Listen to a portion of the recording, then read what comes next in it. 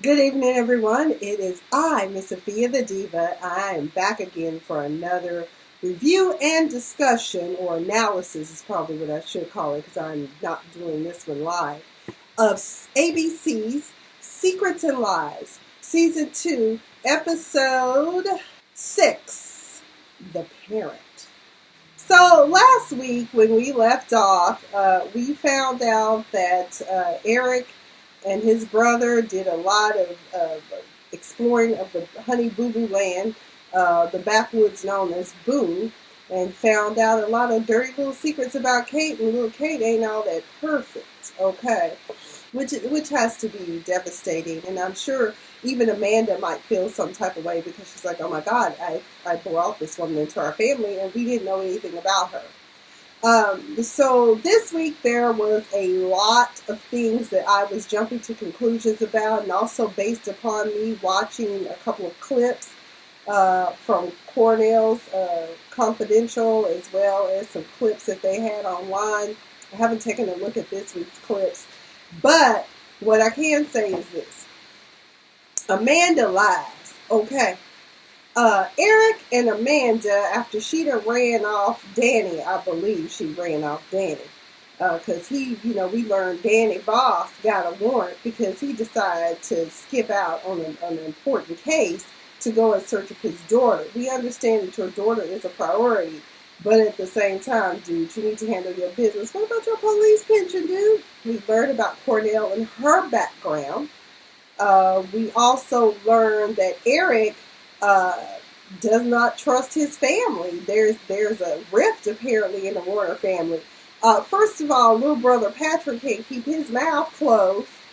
He tells Melanie everything, and we find out in this episode why people probably really don't want Patrick anymore to open his mouth. Let's not talk to the family, because now we got to figure out how to get you out of this hot ass mess you done put us in and yourself. Okay. So we open up, and Eric is like, Kate is gone. But you and Greg, you and your husband still have an opportunity to get it back together. And Amanda's telling him that no, we can't. He's already served me with divorce papers. That don't mean they can't be rescinded, but whatever. And she says that, I wanted children and he doesn't. Well, she was lying, as it turns out. Let me tell you. Because I was like, wait a minute, I thought that, you didn't want kids.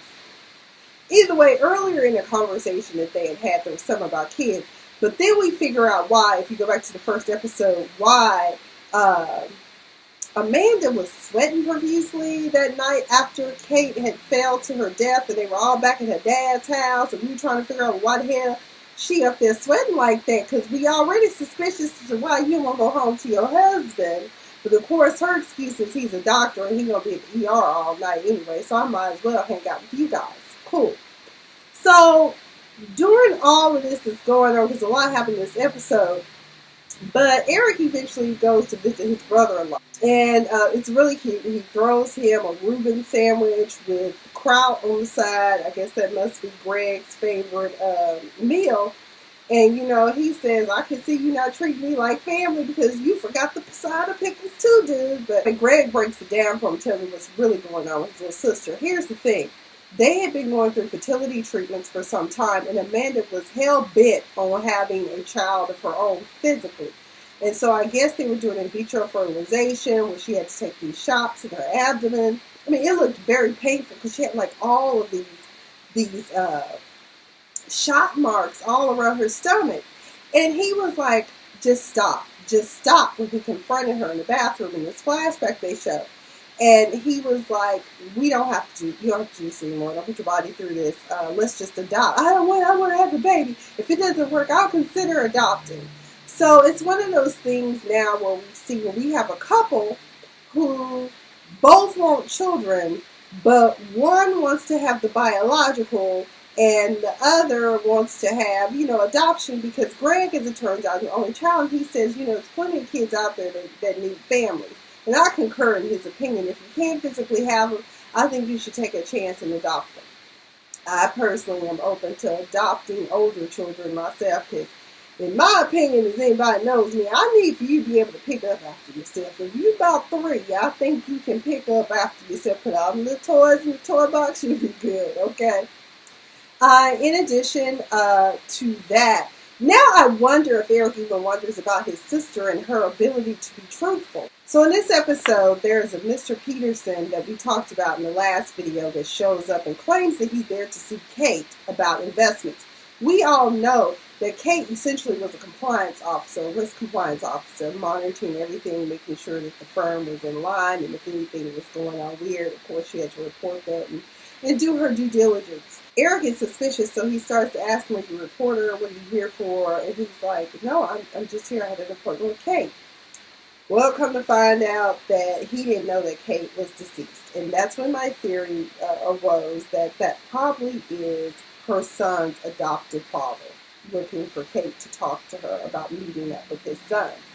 In addition, my theory about the woman in the video in the red blazer turned out to be true as well. That is the adoptive mother. And in one scene, we see Cornell talking to the waiter who waited on Kate and the mother-in-law in this diner. And he said whatever it was that was going on, they were fussing about a guy.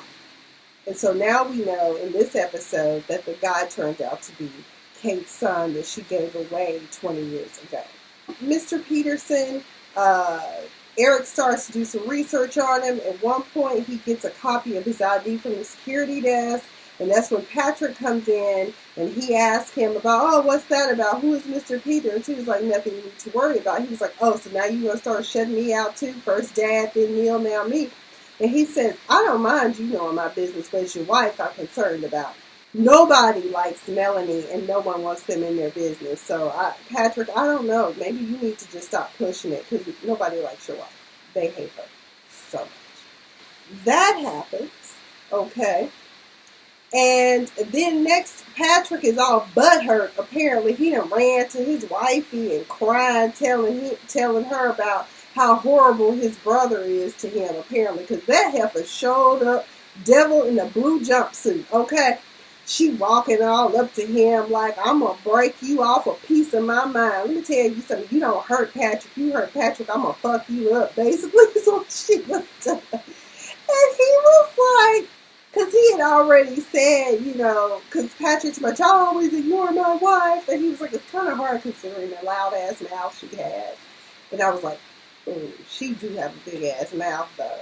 And so Melanie tells him basically that, "I'm a scrapper, I'm a fighter, I'm a lover, I fight for mine, and I never thought I would have to put my paws on you." And he was just like, "Okay, whatever, girl. You don't get the fuck out of my face." That's kind of how Eric was.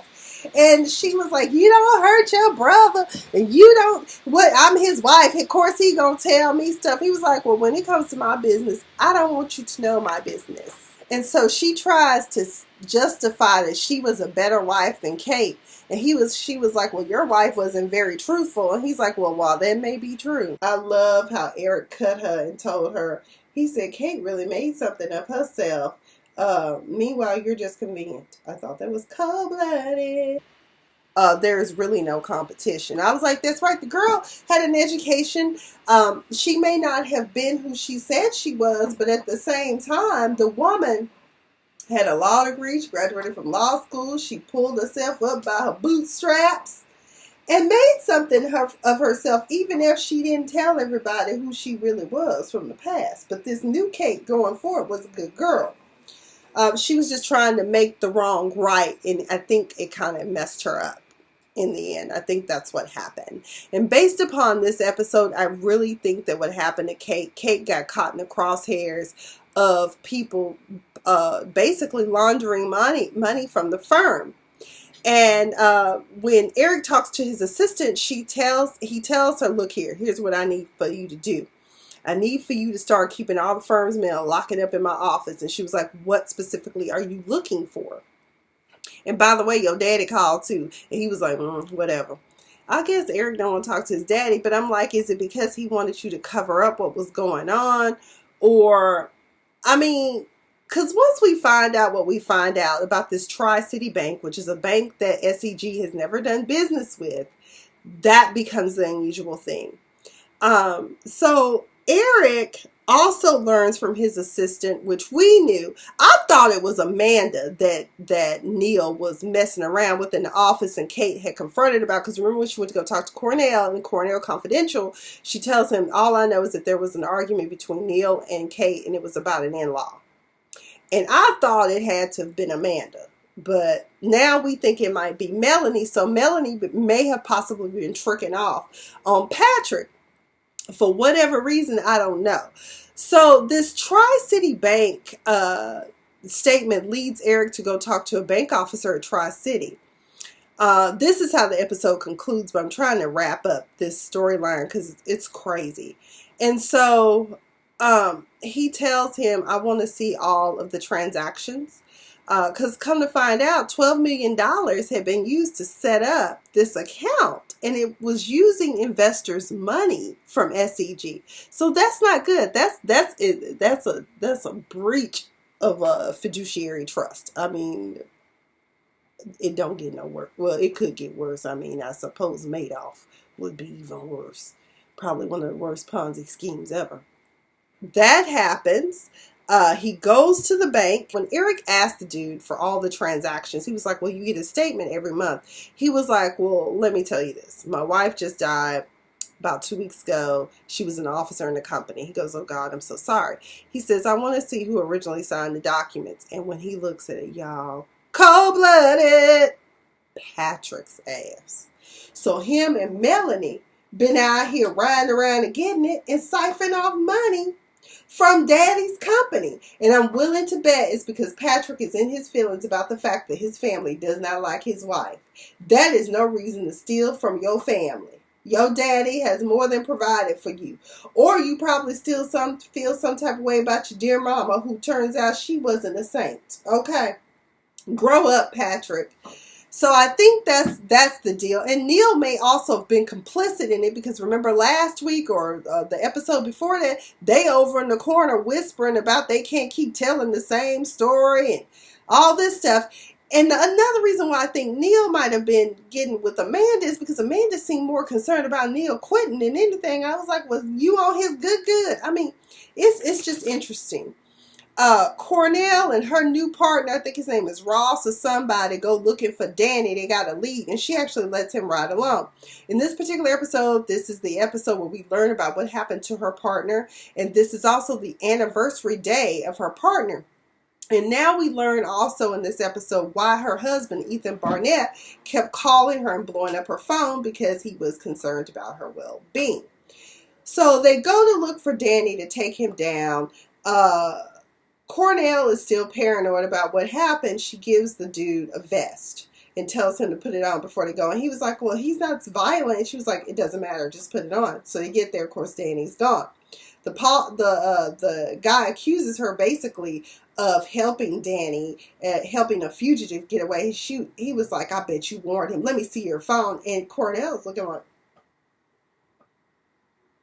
I know he ain't asking me for my phone. Okay, because I do everything by the book, okay? She gives him a phone, but it ain't really the phone. It ain't really her phone.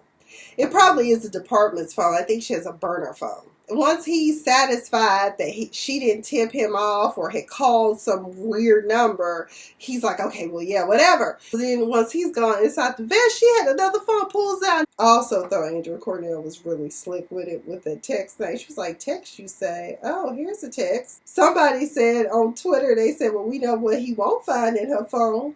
Sexts. I was like, that's true. She just doesn't seem like the type.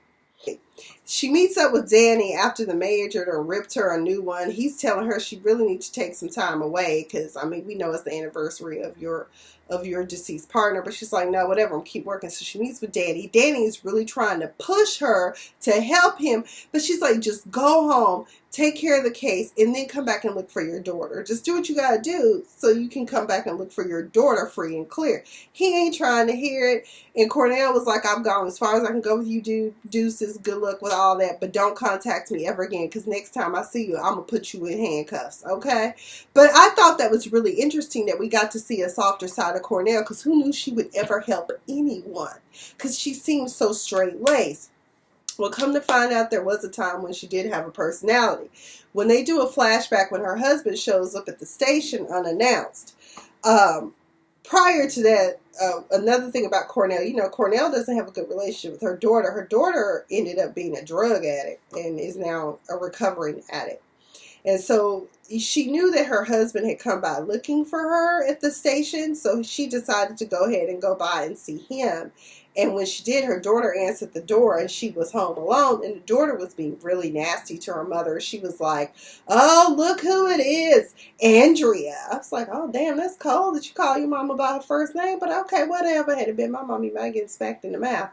And she tells her that, trying to make trying to make her jealous about her dad, talking about, yeah, dad's out with another woman and she's really pretty and she's cute and she's this. And, Cornell's like, okay, whatever. So she tries to leave and, she says, "I really want the best for you and your sobriety." And, the daughter gets really confrontational. And so Andrea's like, "I don't have time for this shit. I'm leaving." So she walks off and she's like, "Oh, so you just gonna walk off and leave?" She's like, "You want to fight? And I'm not fighting with you. Just tell your dad I came by." So the dad comes by the station, and that's when you see like Cornell kind of lose her cool, and it's kind of shocking to see her lose her cool too. Also, when she met up with Danny, I was like, Danny need to get some sleep because right now he looked like a crystal meth head. So when her husband came to visit her, so she snaps and loses it. Now we see Cornell is always so composed and always seems to have it together. Well, that night she just didn't. She just didn't. And so he takes her through. He says, "I see you're on the verge of a breakdown. Let me help you." And they talk about her partner. We learned that her and her partner were canvassing the neighborhood, and they had a list. And she was like, "But we're not supposed to split up." He was like, "Let's hurry up and get it done. My daughter's getting ready to go to Princeton, and I'm taking all the credit for it. That's my baby girl." And he said, "We're going to have a celebration. You should come by." And that's when we find out that Ethan had served her with divorce papers, or he wanted a divorce. Ethan also said in this conversation that he does love her, but he just can't live with her. So I guess she had issues even then, but maybe her partner kind of helped keep her even keeled.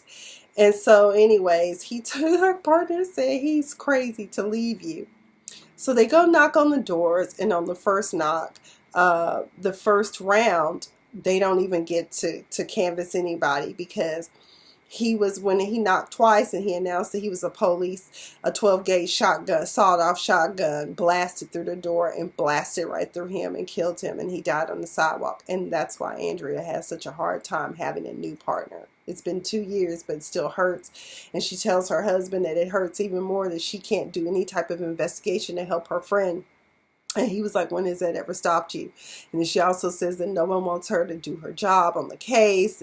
And she's just having a really hard time. So now we see a softer side of Andrea. And my other theory about her, the reason why she locks up everybody is because I can't help but wonder if she's locking up everybody because she thinks that if I lock up them, then this might be the person who killed my partner.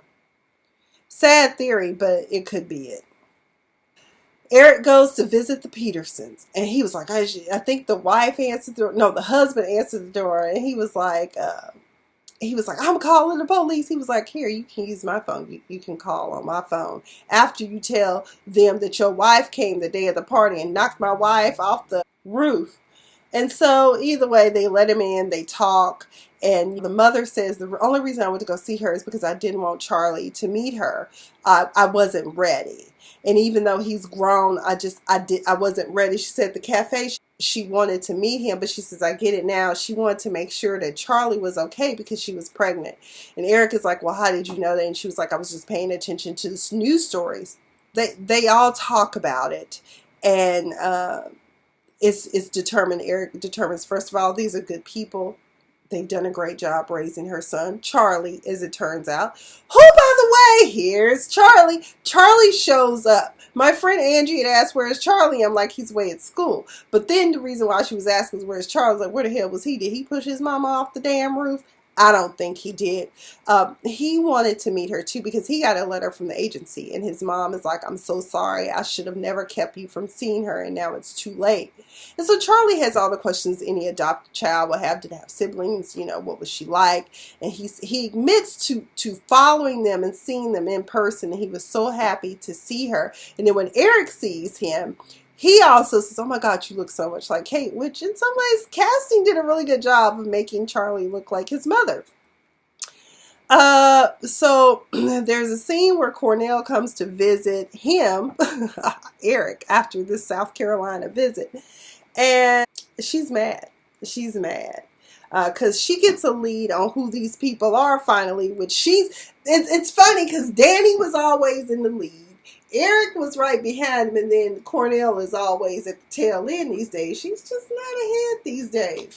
Oh, Charlie also wants to know about his dad, and he said, that's your dad, and he points at Mr. Peterson because, I mean, Jake is a scumbag. Why would you ever want to know that that was your daddy? You would be so disappointed. She tells him that you're impeding my investigation, basically. And she was big mad because she went down to South Carolina. She told me I couldn't get any answers out of Peterson because thanks to you, they've lawyered up. Now, do you want me to solve the murder? See, I specialize in dead bodies. Now, remember she said that to Danny, too. She's like, you just work with drugs. I work with actual bodies. I'm like, there's bodies in drug cases. Ask El Chapo. And he was like, of course I told him lawyer up. Innocent men have gone to prison and died because of you, detective. And she's like, what? And the look on her face is like, what? He says, until I'm okay with what you've got, I'm going to continue to find out answers about my wife up until the very day that she died. Okay? And he says, as long as I have those questions, I'm going to keep looking. She says, well, I can't do what I need to do then. And he was like, okay, well, whatever. That sounds like a personal problem to me. I was like, oh my God, Eric. That's not what he really said, but he kind of said it. He was like, you'll get over it. And she was like, be careful. And then she had to have one more comeback. I was like, come on now, Detective Cornell. Really, you are petty boots. She goes, well, be careful, Mr. Warner, because the last time that you were in prison, the system ain't changed since then. Because remember, he went for juvenile. I think that's pretty much it.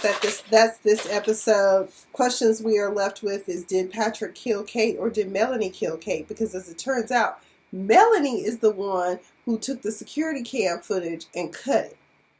And when confronted about it in the previews, she said she had her reasons. And I'm thinking, was your reason because you were getting it on with Neil?